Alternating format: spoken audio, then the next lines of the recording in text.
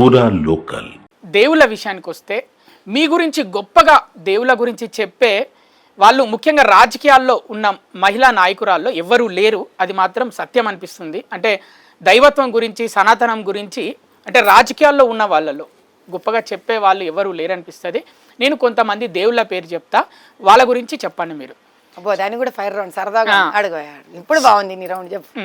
శివుడు త్యాగశీలి, కృష్ణుడు శాంతంగా కనిపిస్తాడు కానీ ప్రజల ఆవేదనలో ఎప్పుడు బాధపడుతూ ఉంటాడు. అంటే మీరు కృష్ణుడే అనమాట, మీ పేరులో మాధవి అని ఉంది కదా, అంటే మాధవుడు అంటే అంతేనా? సేమ్ మీది మీ క్యారెక్టర్ కృష్ణుడి క్యారెక్టరేనా?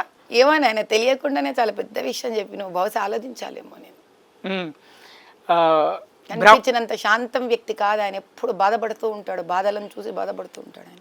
బ్రహ్మ సృష్టి చేస్తూ ఉంటాడు, ఇది తప్పదు, ఇదే నా కర్తవ్యం అని అనుకుంటూ కూడా ఆ సృష్టిలో జరిగే మంచి చెడులకు ఎలా అబ్బా దీన్ని బాగుపరచగలను అని బాధ్యత మంచి చెడులకు రెండు తన భుజాల మీద వేసుకొని తొణకకుండా బెణకకుండా సృష్టి చేస్తూనే ఉన్నాడు ఆయన.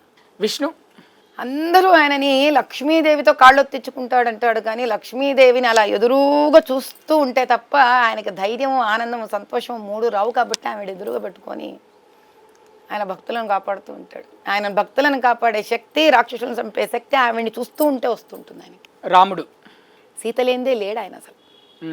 సీతతోనే ఆయన, సీత వల్లే ఆయన, అది ఆయనకు కూడా తెలుసు. సీత లేకుండా కూడా యుద్ధం చేశాడు కదా సీత కోసం. అందుకే మళ్ళీ సీతే ఆయన రాముడు అయ్యిందే సీత వల్ల. సీత లేనంత వరకు ఆయన రాముడే కాదు నిజంగా చెప్పాలంటే. ఆయన ప్రతి అడుగు సీత కోసమే, ప్రతి మాట సీత కోసం. సీత నుంచి వచ్చే స్ఫూర్తి, సీత వల్ల వచ్చిన స్ఫూర్తి.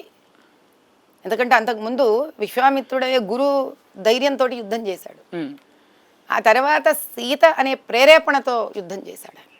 వాళ్ళిద్దరి మధ్యలో సీతే చాలా గట్టిది. చిన్నపిల్ల వాళ్ళ నుంచి ఇక ముసలి వాళ్ళ వరకు అందరికీ ఇష్టమైన దేవుళ్ళు ఇద్దరు ముగ్గురు పేర్లు చెప్తా. ఆంజనేయుడు కరెక్టే చెప్పారు మీరు. చిన్నపిల్ల నుంచి పెద్దల వరకు ఇష్టం. ఎందుకు అని అంటే ఆయన బాలాంజనేయుడుగా కూడా భయపడకుండా సూర్యుని మింగడాన్ని పోయినాడు. ఎదిగిన ఆంజనేయుడుగా కూడా రోమాంచితంగా సీతారామ లక్ష్మణులను చూపించాడు. సీతమ్మ వారి దగ్గరికి కూడా ఒక చిన్న బిడ్డ అయి వెళ్ళాడు.